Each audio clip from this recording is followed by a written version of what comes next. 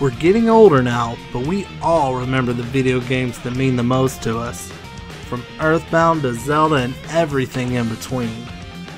Join me, Metroids Primed, as I take you on a journey to show you the video games that changed my life.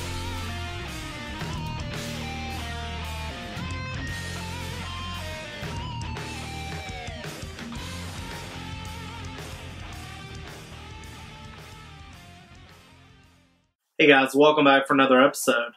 Today we're going to be doing a special pickups episode that I think a lot of you are going to enjoy. This past weekend I went over to my friend Adam's house and he had found an entire box of Nintendo Powers from the late 80s and early 90s. And he said he had a subscription for, probably 6 or 8 years. And, this collection here spans that entire time. And he had some real gems in here. I want to take a look at some of the choice ones I found in this collection. Let's start off with, of course, Metroid. And this was the Nintendo Power that actually is focusing on Metroid 2, Return of Samus for the Game Boy. And I actually have this one framed up there, but it's nice to have an extra one for the collection. And, of course, the Super Metroid Nintendo Power. I also have this one framed up there, but this is also nice to have this one. Secret of Mana, a great RPG for the Super Nintendo, and really lucky to own this one. And I thought this one was really funny. This is a Nintendo Power that is basically focused on the Virtual Boy, and it's so funny reading these articles. So long after the system came out. And, of course we all know the Virtual Boy was a failure. They had abandoned it pretty soon after it came out. And I want to say that there wasn't but, between 25 and 35 games total for the system. But, just how they talk about it and how it's, going to be the next revolutionary Nintendo system. And it's just... it's almost comical, and reading about Waterworld, which is just an awful game for the Virtual Boy, but it is actually a pretty rare game. But just reading how all these games are going to be state of the art, and, how it's just going to be a huge system, and of course it never lived up to those expectations. But a really cool issue to own right here, and the iconic Star Fox. And of course this issue is talking about the Star Fox for the Super Nintendo when it debuted. This is one of the older ones in a set here, Super Mario Bros. 3. That was neat. This one was really cool. Link's Awakening for the Game Boy. And that was such a great game on the Game Boy. And I think I actually had 2 of these. And Mega Man X2. You're very lucky if you own that game on the Super Nintendo. Extremely rare and expensive game, and definitely a must-own for Mega Man fans out there. Alright, here's the issue on Metal Storm, another rare game. I know this one isn't going to show up quite as well on the camera. I'll try and do a close-up on it, but this is a Mega Man special issue, and it kind of has a raised cover to it, and really cool. But here's another really old one, and it is the Tetris issue from the actual Tetris release on the NES. And there were some other really cool magazines in this set. This was a pretty interesting one here, and I'll do a close-up of this, but this is the Nintendo Power Pack Source, and you don't see a lot of these, out when you're game chasing, especially if they have Nintendo Powers. At least I haven't. And this is a really interesting magazine, and basically on the inside it has pretty much every Nintendo game that had come out to this point, and each game has special text at the bottom in supposedly an ink that couldn't be photocopied at the time. But basically, it gives little game hints for every game, and I thought that was really cool. And it's the Nintendo Pack Source. This one was really neat that I found in his collection here, and that is the Nintendo gear and stuff. And, all the stuff that was basically Nintendo licensed gear, and you just don't see any of this stuff anywhere these days, and especially if it popped up on eBay, this stuff will probably be sky high because, from what I gather, a lot of this stuff was special order from a magazine and, wasn't available everywhere.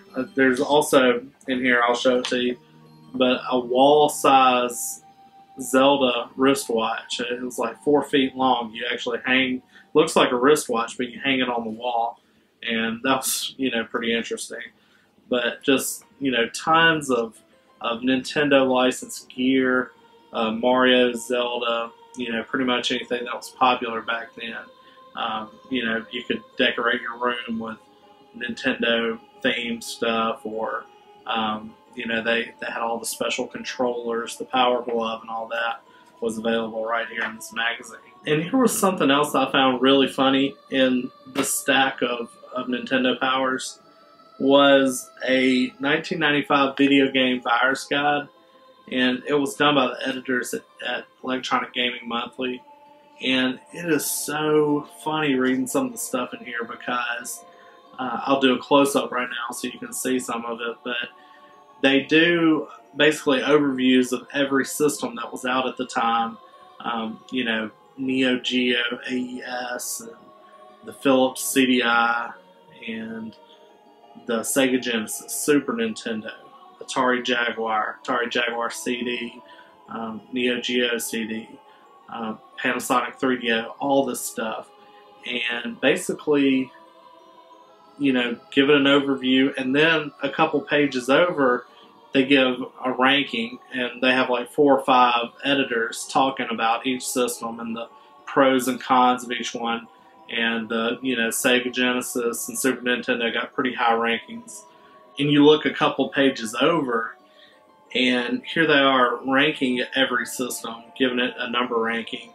And you've got the Super Nintendo that's ranked really high, the Sega Genesis that's ranked really high.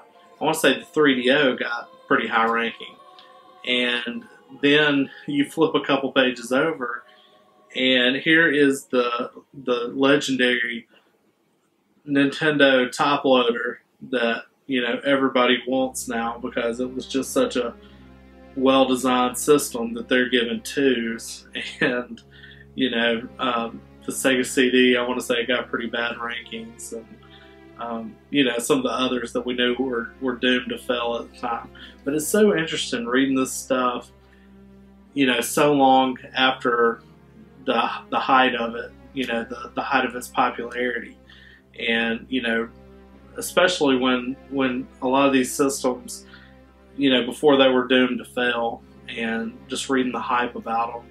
And of course we know now, how it all ended, but it's just so interesting, going back in time and just looking at how they viewed this stuff back then. I thought that was really cool. And one last thing to look at that I thought was pretty interesting was, and I don't know if this was before the actual official Nintendo guides came out, but this is a Nintendo licensed product. Maybe some of you know more about it than I do, but the Super Mario Brothers Inside Out, and it's basically a 2-part series here, and it basically is the walkthrough for the games, and they're kind of small, like they almost are as thin as like a comic book or something like that.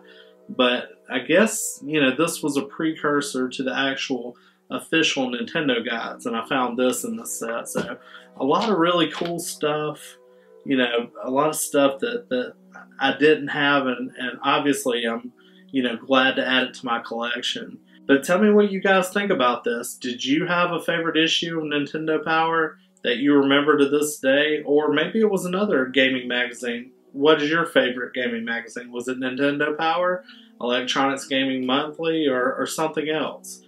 And guys, please leave comments down below. I love to hear what you guys think about the episodes, and I always respond to everybody's comments. So if you have any questions, please ask. And guys, as always, we'll see you next time.